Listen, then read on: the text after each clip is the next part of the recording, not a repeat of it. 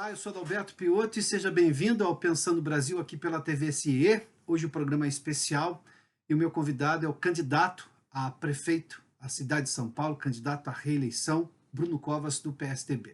Candidato, seja bem-vindo ao Pensando Brasil. Obrigado, agradeço a oportunidade, parabéns ao CIE pela iniciativa, estou à disposição de vocês. Candidato, a gente está falando de jovens neste momento. A taxa de desemprego de jovens, segundo o IBGE, não raro é o dobro da média nacional, quando não é, neste momento, é coisa de pouco mais de 10 pontos percentuais a mais da média nacional. Bom, diante desta realidade de que estamos falando de um público extremamente sensível, quais são as suas propostas para falar de jovens, para trazê-los para a economia, no sentido de formá-los melhor e, obviamente, conseguir vagas para esses jovens trabalharem? Bom, queria agradecer a pergunta, porque realmente esse é um tema central da preocupação do momento. Aliás, claro que isso sempre foi um tema importante na cidade de São Paulo, mas o coronavírus trouxe uma crise econômica e social muito grande, que, aliás, não é exclusividade da cidade de São Paulo. O Brasil e o mundo enfrentam essa crise econômica e social. O papel da prefeitura, embora a prefeitura não tenha à sua disposição instrumentos da macroeconomia, lida com taxa de juros, taxa de câmbio, inflação, a gente acaba tratando dos temas locais, pontuais. A prefeitura tem sim que atuar para poder reduzir desigualdade, né? Porque a questão do desemprego é uma preocupação, mas ela é ainda maior quando a gente fala do jovem, e ela é ainda maior quando a gente faz um outro recorte e pega só o jovem de periferia. Aí o desemprego também ele tem uma porcentagem maior. Preocupação central no ano que vem, em primeiro lugar, com mais ações de acolhimento, ampliando a qualificação profissional, ampliando as frentes de trabalho, mas, acima de tudo, uma ação para que a gente possa aumentar ainda mais os investimentos feitos na cidade de São Paulo. Isso passa por um papel, em primeiro lugar, de continuar a reduzir burocracia na cidade de São Paulo. O prazo médio para se abrir uma empresa era de mais de 110 dias. Hoje, o prazo médio é de 2 dias e meio para poder se abrir uma empresa na cidade de São Paulo. O prazo para conseguir um alvará na cidade era de 530 dias. Hoje, o prazo médio dentro da prova rápido é de 77 dias. Então, continuar a reduzir burocracia é importante. A cidade de São Paulo é uma cidade que compete com investimentos, não apenas com a cidade de Guarulhos, Campinas ou Osasco. É a cidade que compete com Nova York, Paris, é a cidade que compete internacionalmente na atração de investimentos para que a gente possa gerar mais emprego e renda. Um olhar específico para o micro e pequeno empresário, que também é uma área muito envolvida com os jovens, para poder ajudar na capacitação, para poder ajudar na formalização, para poder contribuir no acesso ao crédito, seja no Banco do Povo, seja nos bancos privados.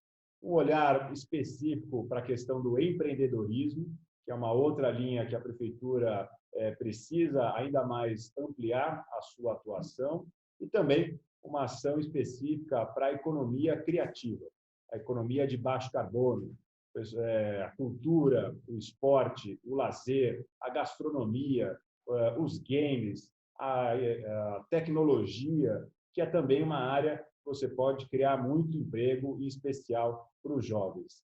A nossa perspectiva é nós termos 10 distritos criativos na cidade de São Paulo, com infraestrutura dada pela prefeitura e também isenções tributárias para quem investir nesta área da economia criativa.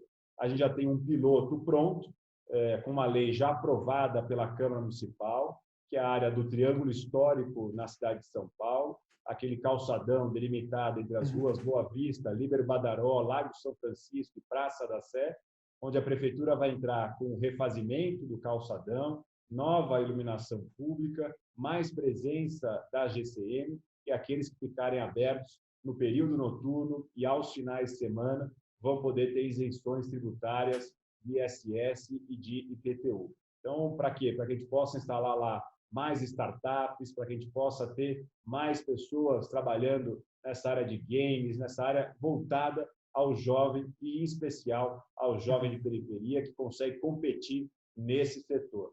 Vamos continuar, assim que a pandemia permitir, a fazer os grandes eventos, grandes mutirões do emprego na cidade de São Paulo, em especial em cada canto da periferia, aproximando o local de trabalho do local da residência da população. Isso foi um grande sucesso que nós realizamos em 2018 e 2019. Esse ano tivemos que suspender por conta da pandemia e incentivar ainda mais o estágio e o aprendiz. A gente já tem, só na Prefeitura de São Paulo, são mais de 5.000 estagiários. Vamos ampliar isso para chegar a 12.000 no ano que vem, para que a gente possa ter, né, a oportunidade do primeiro emprego, uma bolsa auxílio, alguém coordenando esse trabalho, para que ele também não vire mão de obra barata da Prefeitura de São Paulo. Ou seja, foi uma preocupação com a formação e o acesso ao mercado de trabalho. E também teve uma outra ação que nós desenvolvemos, só para terminar aqui, que foi a criação dos TEIAs. São os espaços de coworking, dando oportunidade para o jovem de periferia ter espaços de trabalho igual o jovem da Faria Lima, igual o jovem da Berrini tem. Já são 7 na cidade de São Paulo, vamos rapidamente chegar ainda esse ano a 15 e vamos continuar a expandir para que ele possa ter o espaço para poder fomentar a sua startup, para poder fazer uma reunião, para poder tratar de crédito, enfim, é o que tem dado muito certo aonde nós criamos e vamos continuar a expandir para poder dar ao jovem de periferia as mesmas oportunidades que o jovem de classe A tem nessa cidade. Eu vou voltar nesse tema de onde a prefeitura pode usar, obviamente, o seu poder como poder público, porque eu compreendo, obviamente, tem questões que são de macroeconomia decididas em nível federal, ou mesmo no governo do estado, mas a cidade, obviamente, tem algum poder. Mas me permita só, quando eu crio um emprego para um jovem, eu costumo dizer que ele alegra pelo menos 3 pessoas, ele, o pai e a mãe. Normalmente é muito mais gente, porque é alguém que passa a ser encaminhado, está sendo bem formado, e se tiver perspectiva de emprego, tanto melhor. Como é que o senhor pretende fomentar justamente essa geração de empregos para aprendizes ou estagiários, tanto no setor público, o senhor já disse aí que pretende aumentar o número de aprendizes trabalhando na prefeitura, mas especificamente para o setor privado, que obviamente vive uma situação de crise maior, dada a pandemia? Bom, infelizmente, como você deve conhecer bem essa realidade, a grande maioria das empresas ainda não cumpre a legislação federal, a lei dos aprendizes. A própria prefeitura, em parceria até mesmo com o CIE, tem feito ações de premiação, de reconhecimento daquelas empresas que fazem a sua lição de casa. Isso é muito bom porque ajuda na sensibilização e no convencimento. A partir do momento que você tem a premiação e reconhecimento por parte do poder público daqueles que cumprem com os seus deveres, daqueles que cumprem com a legislação, você estimula esta boa prática em toda a cidade de São Paulo. Então, é fazendo a nossa lição de casa, ampliando ainda mais, porque já tem espaço para ampliar isso dentro da Prefeitura de São Paulo, reconhecendo essa boa prática com parcerias com entidades como o CIE, para que a gente possa valorizar aqueles que cumprem com a legislação e podendo cada vez mais também estimular os órgãos de fiscalização responsáveis para que eles também façam a sua fiscalização no que diz respeito ao cumprimento da legislação federal aqui na cidade de São Paulo. E qual é o caminho melhor, candidato? A prefeitura premiar empresas da cidade que estão cumprindo a lei, contratando a cota de aprendizes estabelecida na legislação, ou eu criar incentivos fiscais, e obviamente que isso tem um limite dentro das contas públicas, para que essas empresas se sintam ali mais à vontade, levando-se em conta o momento da crise trazida pela pandemia, para conseguir contratar, preencher cotas e trazer justamente uma lógica de futuro para uma série de jovens? Qual o melhor dos caminhos? Eu acho que não há necessidade de escolher um caminho ou outro, eles são complementares. Uma cidade que é complexa, como São Paulo, a gente não precisa ter um tipo de política, a gente precisa diversificar e ampliar a política para que a gente possa atingir cada vez mais pessoas. Então, não há necessidade de escolher entre uma trajetória ou outra. A única questão que eu quero deixar bem claro aqui é que só dá para falar em isenções tributárias quando a gente foca no jovem de periferia. Não tem sentido a prefeitura avançar no tema isenção tributária para facilitar a abertura de empresas na Faria Lima, na Berrini, na região da Zona Oeste, na região central da cidade, que vai beneficiar a população classe A. Quando a gente fala em abrir oportunidade para o jovem de periferia, que sofre ainda mais no momento de crise, aí a gente começa a falar na possibilidade de ter isenção tributária. A gente tem aqui dezenas de leis municipais que tratam de isenções tributárias. Vamos ter que consolidar para poder focar exatamente isso. Abrir oportunidade de emprego na periferia de São Paulo. É assim, faz sentido a prefeitura abrir mão de um recurso que ela deveria recolher para poder reduzir desigualdade social. A gente só pode abrir mão desse recurso se é exatamente com este foco, com o foco da redução da desigualdade social.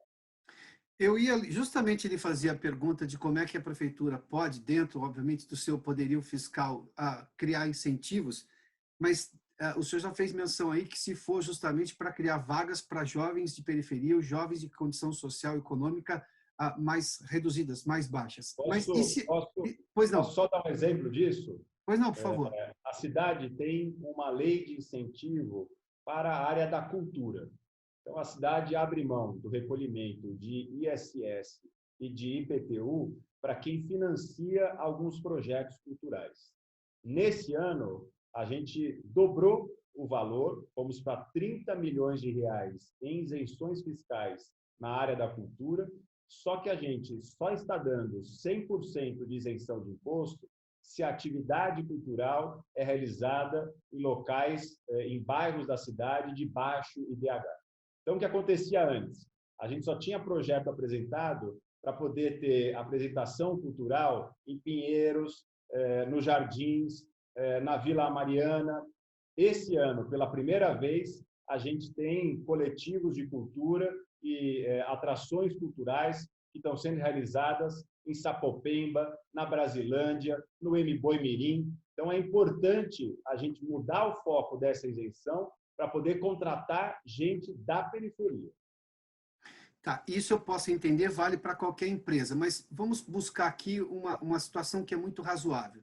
Como eu tenho muita gente empreendendo e a crise faz com que muita gente empreenda, eu posso imaginar que alguém, independentemente se vem ou não da periferia, vai estar num grande centro da cidade, ou seja, numa região já mais desenvolvida, em que ele tenha potencial de contratar, estou falando de uma microempresa, tenha potencial de contratar jovens e que queira contratar porque a legislação assim obriga. Esta empresa, independentemente da origem dela, se na periferia ou no centro da cidade, ela tem que contratar jovens de periferia ou de condição socioeconômica mais baixa para ter um benefício fiscal, é isso? Não, o foco são empresas que ficam na periferia. Até porque Sim. facilita a contratação. Ao invés de ter que ficar depois comprovando quem está sendo contratado, quem não está sendo contratado, você cria uma burocracia muito grande. São as empresas que se instalam e que criam postos na periferia. Até porque, a hora que você abre o posto nas regiões mais afastadas do centro, normalmente eles são ocupados pelas pessoas que moram nas regiões mais afastadas do centro. Então, é a localização da empresa, é a localização da onde esse posto de trabalho será aberto, que é importante para poder definir isenções tributárias.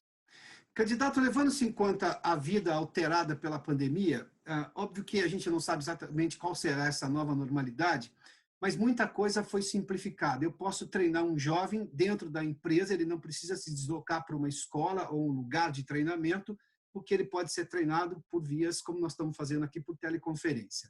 Dentro da legislação municipal, eu tenho meios para simplificar a contratação de jovens e a formação deles dentro de uma empresa, ou seja, onde ele está trabalhando, em que eu tenha, por exemplo, todas as legalidades cumpridas, mas ganhando esse dinamismo que a tecnologia permitiu agora, com as experiências que todos estamos nos adaptando e, convenhamos, muita gente já avançou nisso também?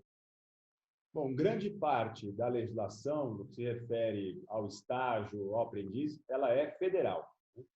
O importante do foco aqui na cidade de São Paulo, aqui na cidade de São Paulo, a gente consegue reduzir burocracia independente da questão do emprego do jovem ou não. Como eu disse, o prazo de abertura de empresa na cidade de São Paulo era de 110 dias.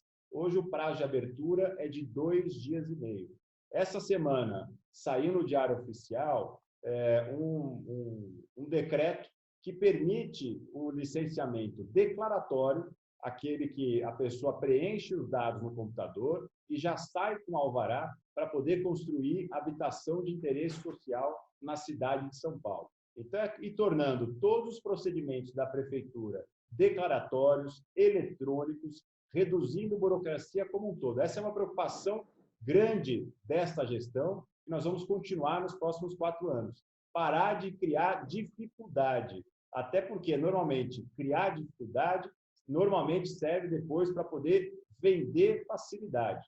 Então, isso ajuda, inclusive, a reduzir corrupção na cidade de São Paulo. Essa é uma preocupação central desta gestão e que vale para todo tipo de empreendimento e para todo o processo que a gente dá entrada hoje na prefeitura. Não é por acaso que hoje 100% dos processos são digitais na cidade de São Paulo. Criamos 8 Descomplicas, que tem uma aprovação de 99,5% da população, para tornar o serviço público mais ágil, mais rápido, para poder parar de criar dificuldades aqui na cidade de São Paulo. A prefeitura não tem que criar dificuldade, ela tem que ajudar aqueles que querem empreender a possibilitar gerar emprego e renda na cidade.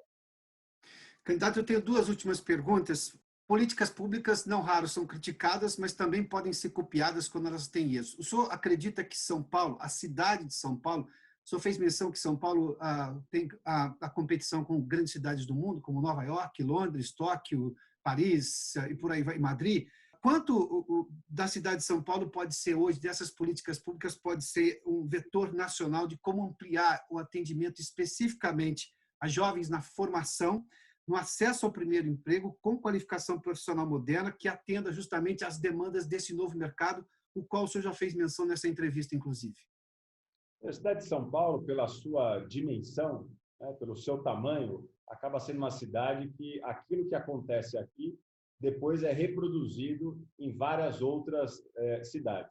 Foi assim com a Lei dos Canudos, foi assim com uma série de legislações que vão sendo aprovadas na cidade de São Paulo e que depois são replicadas Brasil afora. Nós montamos, durante essa gestão, o primeiro programa de qualificação profissional com a parceria das empresas privadas. Então, hoje, a prefeitura não oferece mais qualquer qualificação profissional. Há um grupo em que se discute, junto com o mercado privado, junto com as empresas que oferecem vagas na cidade, quais são os cursos que a prefeitura precisa ofertar para que a gente tenha mão de obra qualificada, exatamente para poder dar mais eficácia e mais eficiência às políticas públicas. O orçamento do ano que vem vai ser um orçamento menor do que esse ano, por conta da pandemia. Nós vamos ter, na Secretaria de Desenvolvimento Econômico e Trabalho, que lida com qualificação profissional, um orçamento maior, 25% maior do que foi o orçamento de 2020. Exatamente porque a gente sabe da importância da qualificação e fazer a qualificação correta. Não adianta qualquer qualificação profissional, porque senão você tem um diploma e depois não consegue ajudar a acessar o mercado de trabalho.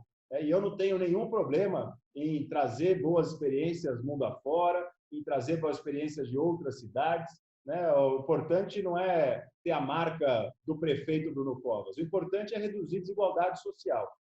Portanto, tudo aquilo também que dá certo lá fora, a gente pode trazer para a cidade de São Paulo sem nenhum problema. O senhor fez, minha última pergunta agora, candidato, o senhor fez menção a uma política de zeladoria no centro da cidade, até para permitir que empresas ocupem a região central com mais segurança, com condições de ir e vir melhor, com calçadas melhores. Mas se ocupar o espaço público na cidade gera, obviamente, um imposto chamado IPTU, que é a principal fonte de renda da prefeitura, ou uma das principais, pelo menos. Não raro a gente vê o IPTU subindo acima da inflação. Dependendo da reclassificação do imóvel, aí por outras razões, sobe bem mais acima. Como é que eu atraio empresas, levando-se em conta que, eu vou de novo insistir na tese da crise, porque isso encurtou orçamentos de todo mundo, não só da prefeitura, mas de todo mundo. Como é que eu vou atrair empresas levando-se em conta um custo de um imposto que é objetivo, direto, e se você ocupa o espaço público, seja um pequeno empreendimento, médio, pouco importa, isso vai gerar um custo para a empresa e, dependendo do tamanho da empresa, é um custo muito importante no orçamento dela. Como é que fica a história do IPTU, das taxas municipais, levando-se em conta esses novos empreendimentos, porque nós precisamos dele para gerar emprego. Sem novos empreendimentos, a gente não gera emprego. O último aumento de IPTU foi aprovado em 2014. Durante essa gestão, nós não aprovamos nenhum aumento de IPTU. O que a gente teve durante esses últimos anos, aqui enquanto eu fui prefeito, foi o aumento pela inflação, a correção da planta genérica pela inflação, sempre abaixo de 3%, 3,5%. Que é a reclassificação, é isso, né, do imóvel, que daí ele tem um valor diferente, mas dada a reclassificação, é isso? Não, esses 3,5% é a correção da planta pela inflação, que foi dado durante esse período, e nem esse valor de 3% nós vamos aplicar neste ano por conta da pandemia. Mas volto a dizer, ultimamente foi em 2014, mas todos aqueles que tiveram em 2014 um aumento acima de 10%, foi colocado uma barra de 10% ao ano. Então, quem teve um aumento em 2014 de 70%, esse aumento foi diferido ao longo do tempo em 7 parcelas de 10%. Durante esse período aqui, somente a correção pela inflação e, nesse ano, nem mesmo a correção pela inflação. Dos nossos contribuintes de IPTU na cidade de São Paulo, metade ou é isento, ou a prefeitura não cobra IPTU dessas pessoas, ou ele paga uma parcela menor do que o restante. Ele paga uma alíquota abaixo da alíquota praticada. Ou seja, paga mais IPTU na cidade de São Paulo aqueles que moram nos bairros mais ricos da cidade. E são isentos de IPTU aqueles que moram nos bairros mais afastados. Redução de IPTU, portanto, é tirar dos pobres para dar para os ricos. O importante é a gente focar na desburocratização, na infraestrutura, para que a cidade seja competitiva na atração desses investimentos. É o recurso do IPTU que fez que a cidade tivesse dinheiro para poder atravessar o momento da pandemia e não deixar ninguém sem tratamento. Aqui na cidade de São Paulo, a gente não viu as cenas que a gente viu repetidas no mundo inteiro, do médico escolhendo quem era entubado, quem não era entubado. Da ambulância ter que ficar rodando para achar um leito de UTI disponível, de ter valas comunitárias, como a gente viu em vários locais do mundo. Isso porque a gente utilizou o IPTU, que é pago mais pela população mais rica, para poder atender aqueles que são SUS dependentes e que dependem exclusivamente do sistema público para poder ter acesso a uma consulta, a um exame, a uma cirurgia na cidade de São Paulo. Candidato Bruno Covas, muito obrigado pela gentileza da entrevista aqui ao Pensando Brasil na TV CIE. Muito obrigado mais uma vez. Boa sorte ao senhor, hein? Obrigado, eu que agradeço. Parabéns mais uma vez ao CIE pela iniciativa e, claro, termino aqui pedindo a confiança, a ajuda e o voto. Muito obrigado.